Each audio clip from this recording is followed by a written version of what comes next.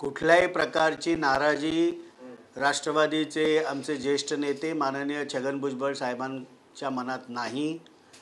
आमचे राष्ट्रीय अध्यक्ष राज्याचे उपमुख्यमंत्री माननीय अजितदादा पवार साहेब असतील, त्याचप्रमाणे प्रांताध्यक्ष खासदार माननीय सुनीलजी तटकरे साहेब असतील, माननीय राष्ट्रीय कार्यकारी अध्यक्ष खासदार माननीय प्रफुल्ल पटेल साहेब असतील, या तिन्ही नेत्यांच्या संपर्कामध्ये माननीय भुजबळ साहेब आहेत आणि त्यामुळे कुठल्याही प्रकारचा विसंवाद किंवा संवाद नाही अशी कुठलीही गोष्ट नाही आणि माननीय भुजबळ साहेबांच्या मनामध्येही कुठल्याही प्रकारची नाराजी नाही। आज मुख्यमंत्री बीड दौऱ्यावरती आहेत आणि मंत्री धनंजय मुंडेंनी डोळ्याचं ऑपरेशन केले म्हणून ते अनुपस्थित आहेत, पण चर्चा अशी आहे की हे जाणीवपूर्वक सर्व तयार केलं आणि जाणीवपूर्वक मुंडेंनी त्या दौऱ्यासाठी बीडच्या दौऱ्यासाठी दांडी मारली आणि स्वतः उपमुख्यमंत्री अजित पवार हे देखील गेलेले नाहीत त्या कार्यक्रमात।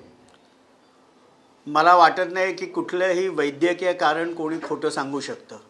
स्वतः माननीय मंत्री धनंजय मुंडे साहेबांनी कालच ट्विट करून माझ्या डोळ्याचं ऑपरेशन आहे आणि डॉक्टर लहाने साहेबांच्या हॉस्पिटलमध्ये ते आहे आणि पुढचे 3-4 दिवस मी उपलब्ध नसीन अशा प्रकारची माहिती ही कॅबिनेटनंतर माननीय मुख्यमंत्री आणि दोन्ही उपमुख्यमंत्र्यांना दिली, तशा प्रकारचं ट्विट देखील केलं। त्यामुळे त्यांच्या वैद्यकीय कारणावर संशय उपस्थित करणं हे अत्यंत चुकीचं आहे आणि त्याचप्रमाणे 2 दिवसापूर्वीच राज्याचे उपमुख्यमंत्री माननीय अजितदादा पवार साहेब जे बीड जिल्ह्याचे पालकमंत्री आहेत, हे शनिवारीच तिथे गेले होते। संपूर्ण प्रशासनाबरोबर त्यांच्या बैठका झाल्या आणि आज मंत्रालयामध्ये येणाऱ्या बजेट संदर्भात विविध खात्यांबरोबर बैठकांचं सत्र असल्यामुळे आज ते बीडला गेलेले नाहीत। सर, भाजपकडनं जवळपास संपर्क मंत्री देण्यात आले प्रत्येक जिल्ह्याला। भाजप कुठेतरी 100% भाजप 2029च्या निवडणुकांची तयारी भाजपकडनं सुरू झाली आहे का? महायुतीच्या संपूर्ण मित्र पक्षांना डावलून ही सगळी रणनीती आखली जाते का, अशी चर्चा जी आहे ती राजकीय वर्तुळात रंगताना पाहायला मिळते। मागच्याही कालावधीमध्ये पालकमंत्र्याबरोबरच त्या जिल्ह्याला संघटनेचा संपर्क मंत्री देण्यात आला होता। ठाण्याला मागच्या वेळेला रवींद्र चव्हाण हे संपर्क मंत्री होते, यावेळेला माननीय गणेश नाईक साहेब संपर्क मंत्री देण्यात आले। शेवटी भारतीय जनता पार्टी हा देशातील सर्वात मोठा राजकीय पक्ष आहे आणि त्यामुळे राजकीय पक्षाच्या दृष्टिकोनातून संपर्क मंत्री वेगवेगळ्या जिल्ह्यांना दिले असतील तर काही गैर नाही। राष्ट्रवादी काँग्रेस पक्षातर्फे देखील लवकरच प्रत्येक जिल्ह्याला संपर्क मंत्री हा संघटनेतर्फे देण्यात येईल। परंतु कुठेतरी भाजप 100% भाजप ह्या सगळ्या नाऱ्याला पुढे ठेवून 2029च्या निवडणुकीसाठी काम करताना पाहायला मिळते, असं विरोधक देखील सातत्याने आरोप करताना पाहायला मिळतात। 2024 ते 29 तरी महायुती म्हणून आम्ही 3 पक्ष एकत्रितपणे निवडून आलेलो आहोत आणि महायुतीमध्ये भारतीय जनता पार्टी हा सर्वात मोठा पक्ष आहे, त्यानंतर शिवसेना आणि त्यानंतर राष्ट्रवादी काँग्रेस पक्ष। त्यामुळे 2029 पर्यंत तरी महायुतीचं सरकार हे महाराष्ट्रामध्ये असेल। राजकीय पक्ष म्हणून आपली भूमिका मांडत असताना त्या पक्षाला आपल्या पक्षाचा विस्तार महाराष्ट्रामध्ये झाला पाहिजे ह्याचा अधिकार प्रत्येक पक्षाला आहे।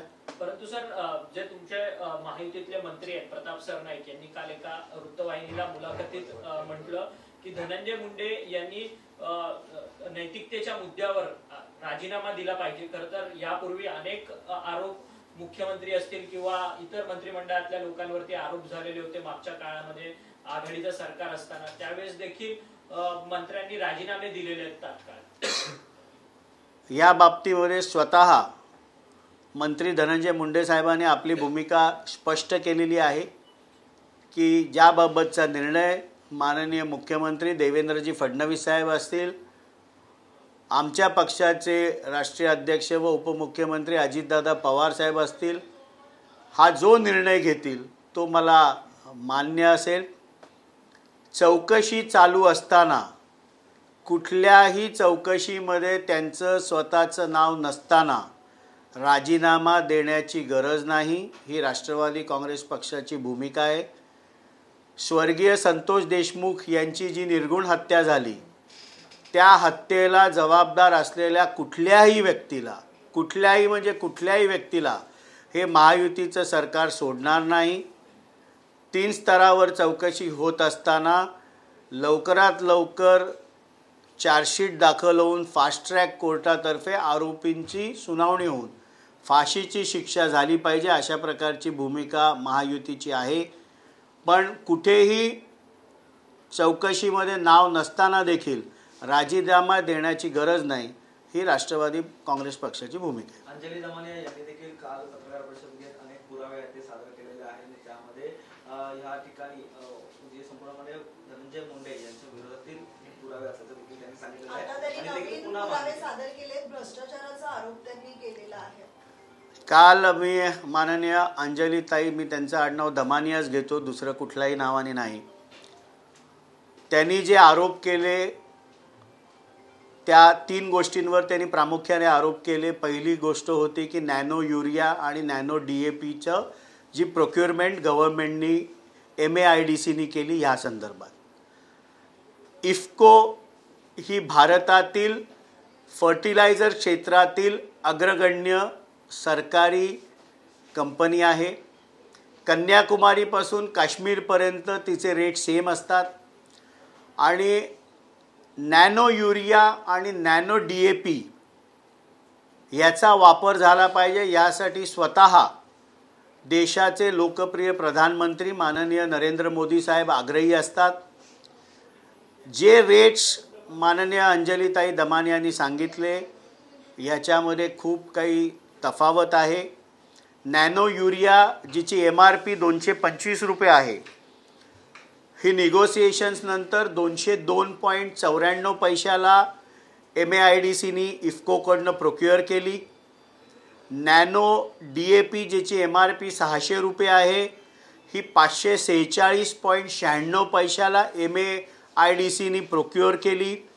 ज्या स्प्रेइंग पंपबद्दल त्यांनी उल्लेख केला, एखादी गोष्ट आपण ज्यावेळेला प्रॉडक्ट मार्केटमधनं घेतो, काही प्रॉडक्टना 6 महिन्याची वॉरंटी असते, काही प्रॉडक्ट्स आपण प्रोक्युअर करताना कॉन्ट्रॅक्टमध्ये 1 वर्षाची वॉरंटी, आणि या वॉरंटीच्या कार्यकाळामध्ये देखील स्पेअर पार्ट्स जर खराब झाले तर हे देखील त्या कंपनीने बदलून शेतकऱ्याला द्यायचे, अशा प्रकारचं कॉन्ट्रॅक्ट करण्यात आलं. आणि म्हणून अंजलीताई दमानिया यांनी जे काही भ्रष्टाचाराचे आरोप 275 कोटीचा आकडा त्यांनी सांगितला, हा सपशेल खोटा आहे.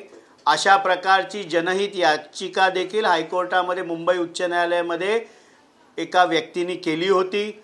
उच्च न्यायालयाने त्यांना ती रिफ्रेश करून मागे तरी घ्या, नाहीतर आम्ही डिसमिस करू, अशा प्रकारची ताकीद दिली होती. सातत्याने महाराष्ट्रातील अनेक राजकीय नेत्यांवर आरोप करायचे, पण ते आरोप कुठल्याही केसमध्ये सिद्ध झाल्याने, हा देखील अंजलीताई दमानियांचा इतिहास आहे. माझी त्यांना विनंती आहे की एका कुठल्या रोलमध्ये त्यांनी राहावं.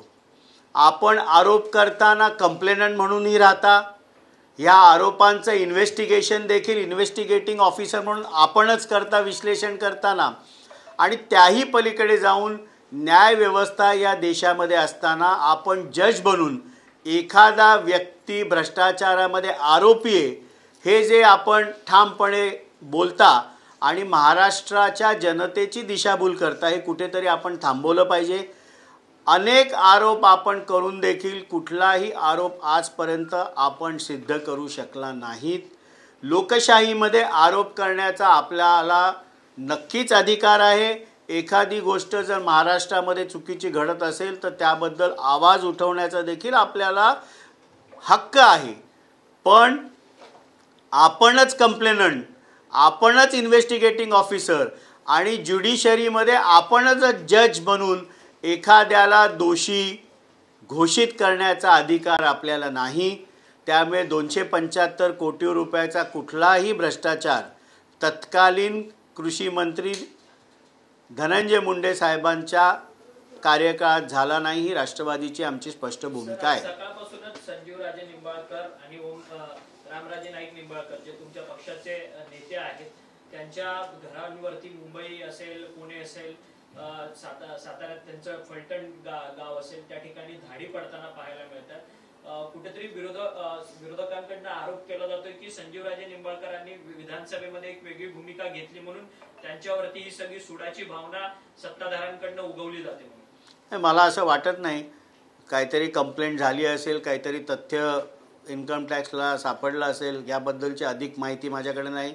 मी फक्त चॅनल्सवर बघितलं, त्यामुळे माहिती घेऊन मी नक्की सांगेन। पण चौकशी लागली म्हणजे ती सूड भावनेनेच लागली, या आरोपामध्ये काही तथ्य नाही। मुख्यमंत्री आज बीड जिल्ह्याच्या दौऱ्यावर आहेत। सुरेश दस भाषणामध्ये म्हणतात, मी साहेबांचा लाडका, साहेबांनी माझे खूप लाड केले, फडणवीसांना म्हणतात। फडणवीस उत्तर देताना म्हणतायत त्यांचा आधुनिक भगीरथ असा उल्लेख करतायत। शेवटी सुरेश धस हे भारतीय जनता पार्टीचे वरिष्ठ आमदार आहेत। माननीय मुख्यमंत्री आज तिथे जलसिंचनाच्या कार्यक्रमाच्या उद्घाटनाला गेलेले आहेत, त्यामुळे त्यांच्या पक्षाच्या आमदारांनी माननीय मुख्यमंत्र्यांना कशा प्रकारे संबोधित करावं हा त्यांचा अधिकार आहे।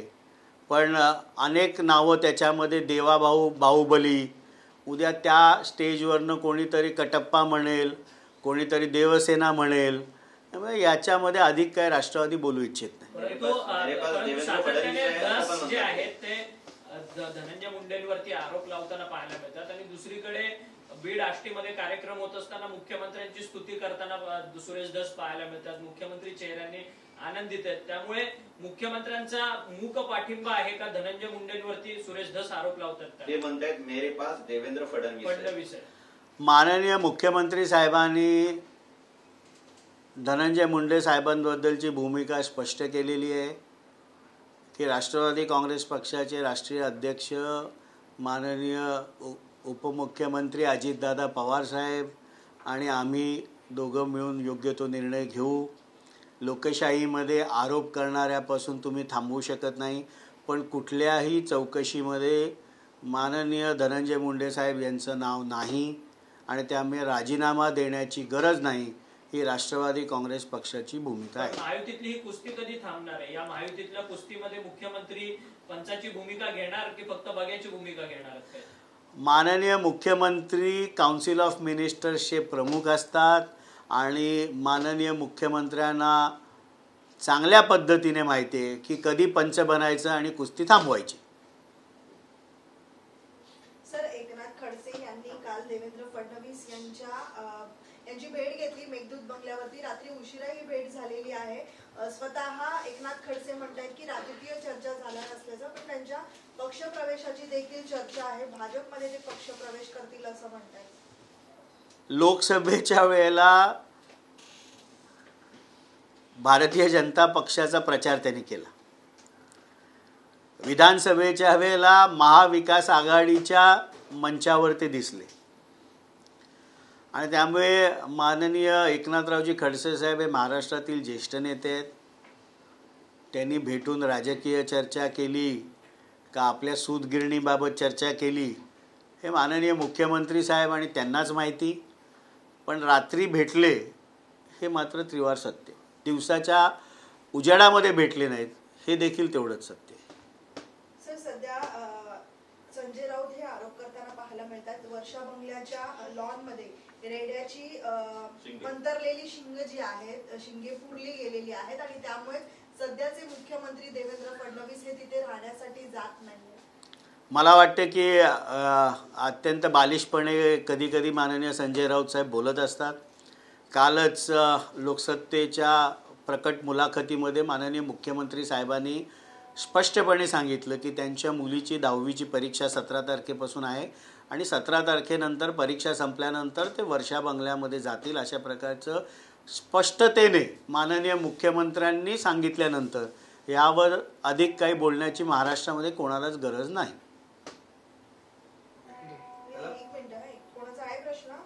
तुमच्या पक्षाला राष्ट्रीय पक्षाचे म्हणून मान्यता आता मिळालेली आहे, कशा प्रकारची पुढची भूमिका असणार आहे? कोणकोणत्या राज्यामध्ये आगामी निवडणूक आहेत त्यासोबत तुम्ही नाही, येणाऱ्या दिल्ली विधानसभेच्या निवडणुका आम्ही 23 ठिकाणी उमेदवार उभे करून लढतच आहोत।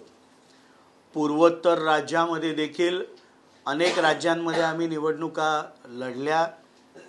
येणाऱ्या काळामध्ये महाराष्ट्राच्या बाहेर देखील राष्ट्रवादी काँग्रेस पक्षाचं फुटप्रिंट असावं यासाठी पक्ष काम करतो आहे. आणि आम्हाला विश्वास आहे की केवळ महाराष्ट्र नाही तर बाकी राज्यांमध्ये देखील राष्ट्रवादी काँग्रेस पक्षाची वाढ होईल.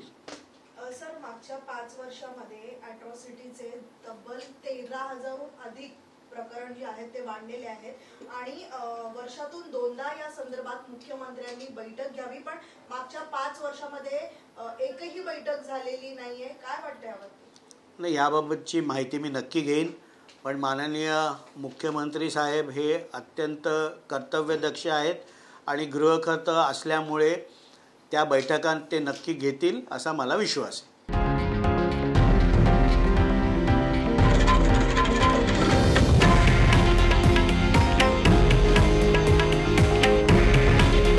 हे आहे देशातील नंबर 1 न्यूज नेटवर्क आणि आपण पाहत आहात TV9 मराठी. काळजी तुमची, हित महाराष्ट्राचं.